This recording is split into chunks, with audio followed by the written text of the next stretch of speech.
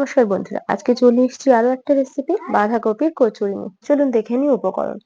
প্রথমেই লাগছে বাঁধাকপি, লাগবে টমেটো, আর লাগবে এতে সাদা তেল। আরো লাগবে যেগুলো সেগুলো হচ্ছে সর্ষের তেল, আর লাগছে এতে আদা বাটা, লাগবে এর মধ্যে আরো জিরে গুঁড়ো, এতে দেবেন আপনারা ধনে গুঁড়ো, আর লাগবে জোয়ান, লাগছে পাঁচ ফোড়ন, লাগবে তেজপাতা, আর লাগবে চিনি।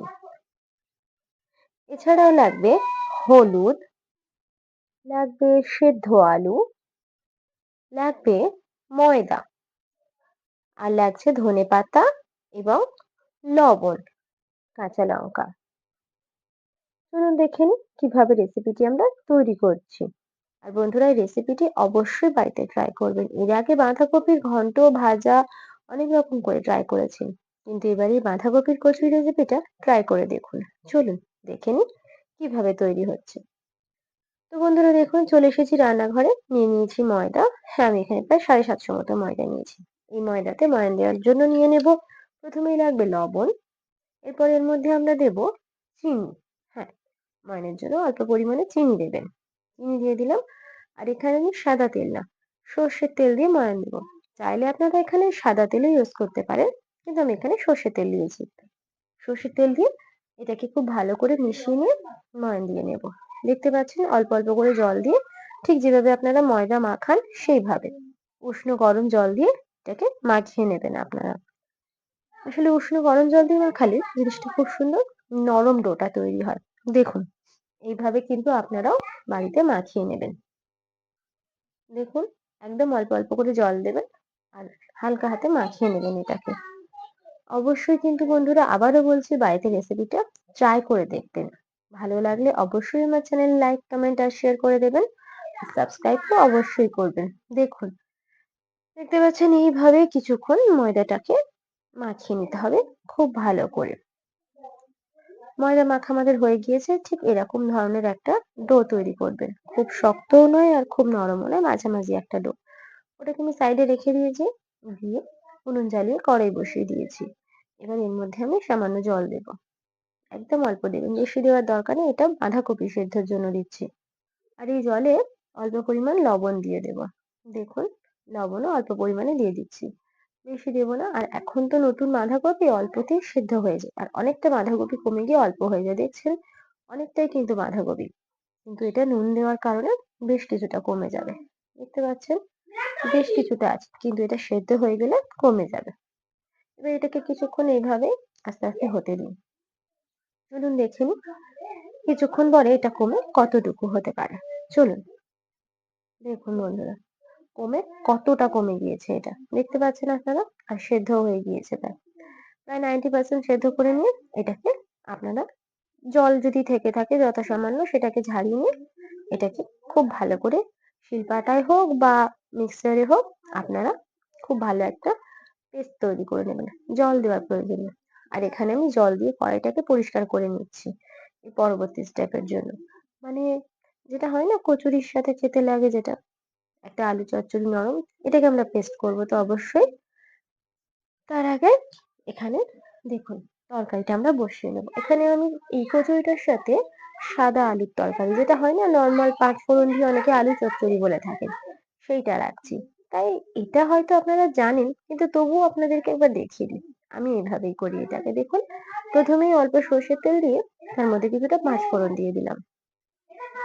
এটা পাঁচ ফোড়নটা সাঁতাল দেওয়া হয়ে গেলে, মানে ফুটে গেলে, এর মধ্যে আমরা কেটে রাখা ছোট ছোট করে আলুটা দিয়ে দিলাম। দিয়ে এটা কিছুক্ষণ নাড়িয়ে চাড়িয়ে নেব আমরা আলুটাকে। একটু নাড়িয়ে চাড়িয়ে নিয়ে এর মধ্যে আমরা দিয়ে দেব লবণ। পরিমাণ মতো লবণ দেবেন। লবণ দিয়ে আরো কিছুক্ষণ আমরা এটাকে নাড়িয়ে চাড়িয়ে নেব। বেশ কিছুক্ষণ নাড়িয়ে বেশ একটু ভাজা ভাজা মতো হয়ে গেলে, মানে যেটাকে কষানো বলা যেতে পারে, যখন হয়ে আসবে তখন এর মধ্যে আপনারা দিয়ে দেবেন কয়েকটা টমেটো। আমি এখানে টমেটোটা অল্প পরিমাণে দিচ্ছি, বেশি দেওয়ার দরকার নেই। টমেটোটা টোটালি অপশনাল, অনেকেই আলু চচ্চড়িতে ইউজ করেন না, তবু আমি এখানে একটু দিলাম ফর টেস্ট। দেখুন, এইভাবে কিছুক্ষণ নাড়িয়ে চাড়িয়ে নিয়ে দুটো কাঁচা লঙ্কা দিয়ে দিলাম। আমি কিন্তু এই আলু চচ্চড়িতে কোনো গুঁড়ো লঙ্কা ইউজ করব না। এখানে দিয়ে দিলাম পরিমাণ মতো হলুদ গুঁড়ো। আমি হয়তো বলেছিলাম সাদা আলুর চচ্চড়ি। আসলে সাদা আলুর চচ্চড়িটা ঠিকই, কিন্তু একটু হলুদ গুঁড়ো আমি ইউজ করলাম। এটা আপনারা চাইলে যদি সাদা আলু করতে চান হলুদটাকে স্কিপ করে যাবেন। হলুদটা দিয়ে বেশ কিছুক্ষণ নাড়িয়ে চাড়িয়ে নিলাম। আসলে হলুদ খাওয়া আমাদের খুব শরীরের পক্ষে ভালো। দেখুন এইভাবে বেশ কিছুক্ষণ নাড়িয়ে চাড়িয়ে নিয়ে এটাকে কষিয়ে নেবো আমরা। এটাকে কষিয়ে নেওয়া হয়ে গেলে এর মধ্যে আমরা জল দিয়ে দেবো। দেখুন এটা কষানো হয়ে গিয়েছে। এর মধ্যে আমরা জল দিয়ে দিলাম। এবার এটাকে কিছুক্ষণ আমরা হতে দেবো। এভাবে বেশ কিছুক্ষণ এটা ঢাকা চাপা দিয়ে সেদ্ধ হোক। দেখুন আমি এতে জল কিন্তু বেশি দিইনি। এটা সেদ্ধ হতে হতে চলুন বাঁধাকপিটা বেটে ফেলি। চলুন বন্ধুরা, ঝটপট বাঁধাকপিটাকে আমি বেটে আনছি। এটা এটার মতো সেদ্ধ হোক। তো দেখুন জল প্রায় শুকিয়ে এসেছে। এটা সেদ্ধও হয়ে গিয়েছে আর আমার বাঁধাকপি পেস্ট করাও হয়ে গিয়েছে। পেস্ট করে নিয়ে চলে এসেছি আর চচ্চড়িটা যখন হয়ে গিয়েছে মেথি চচ্চড়িটা নামিয়ে নিলাম।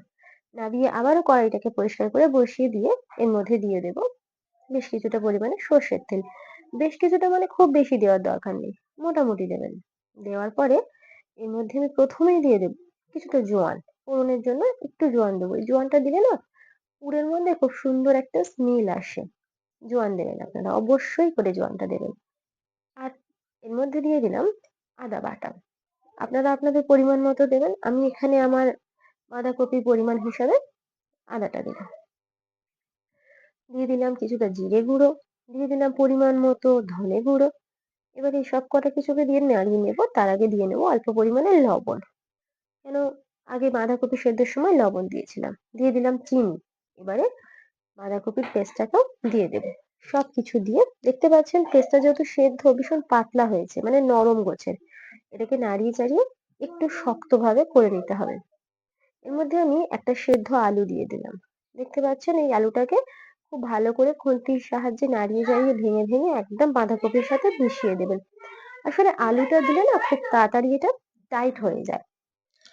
দেখুন এইভাবে বেশ কিছুক্ষণ নাড়িয়ে চাড়িয়ে আমরা এই যে ভেতরে যে মন্ড বা পুর যাই বলেন বা স্টাফিং, এটাকে একটু শক্ত করে নেব। দেখতে পাচ্ছেন বেশ আগের থেকে অনেকটা শক্ত হয়ে এসেছে। আরো একটু নাড়িয়ে চাড়িয়ে নিয়ে আরো কিছুটা টাইট হয়ে গেলে তারপর এটাকে নামিয়ে নিয়ে আমরা পুর দেব। এটা কিন্তু খেতে অসাধারণ হয়, জাস্ট যাকে বলে ফাটাফাটি। দেখুন এটা প্রায় হয়ে এসছে। নামানোর আগে আমি কিছুটা ধনে পাতা দিয়ে দিলাম। এতে কিন্তু আমি কোনো চিলি ফ্লেক্স, কাঁচা লঙ্কা, গুঁড়ো লঙ্কা কিছুই দিইনি। যদি আপনারা চান কচুরির মধ্যে একটু ঝাল ঝাল ফ্লেভার দিতেই পারেন। এটা কমপ্লিট। আমরা এবার এটাকে কড়াই থেকে ঢেলে নিলাম। নিয়ে এবার লুচির মধ্যে পুর দিয়ে নেবো বা কচুরি বানাবো। দেখুন এটাকে হাতের সাহায্যে ঠিক যেভাবে আপনারা পিঠের খুলি গড়েন সেই একই ভাবে একটু তেল নিয়ে নেবেন হাতে, এতে করে সুবিধে হয়। পিঠের খুলি বানিয়ে তার মধ্যে এটাকে পুরটা দিয়ে খুব সুন্দর করে আলতো হাতে মুখটা মুড়ে একদম গোলা বানিয়ে নেবেন।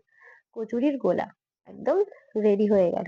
এইভাবে প্রত্যেক কড়াইতে আমি পুর দিয়ে নিই, তারপর আপনাদের দেখাচ্ছি কিভাবে এটাকে ভাজতে হবে। দেখুন প্রত্যেকটা মানে এতগুলো লিচিকে আমি পুরটা কমপ্লিট করে নিই।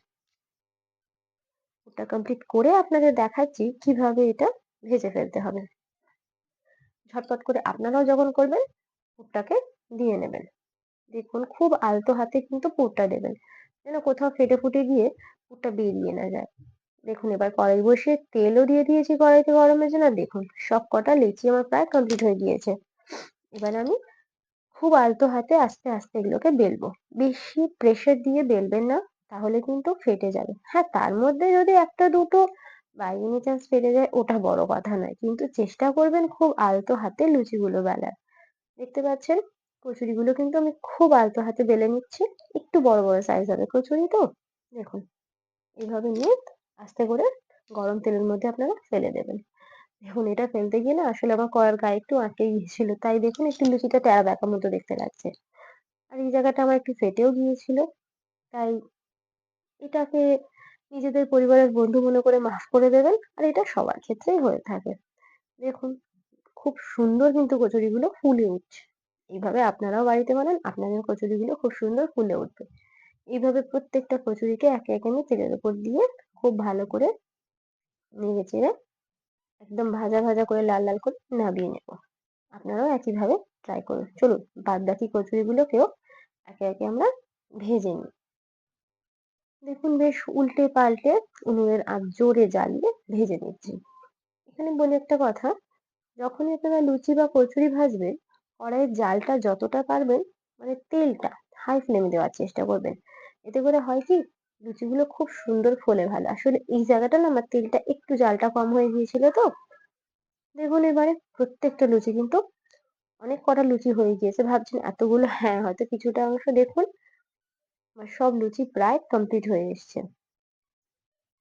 দেখুন এইভাবে আপনারাও ভাজবেন আর এইভাবেই দেখবেন আপনাদের প্রত্যেক কটা কচুরি একদম ফুলে ফুলে উঠছে এইভাবে।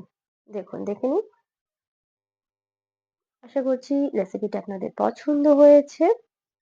দেখে নিন হয়ে গিয়েছে আমার আজকের রেসিপি বাঁধাকপি কচুরি আর সাথে নরমাল আলু চচ্চড়ি। রেসিপিটা নিশ্চয়ই আপনাদের ভালো লেগেছে। বাড়িতে ট্রাই করুন, এটা খুব সুন্দর খেতে হয়। অবশ্যই ট্রাই করুন। ভালো লাগলে লাইক, কমেন্ট, শেয়ার, চ্যানেলকে সাবস্ক্রাইব করুন। দেখা হচ্ছে পরের ভিডিওয়। টাটা।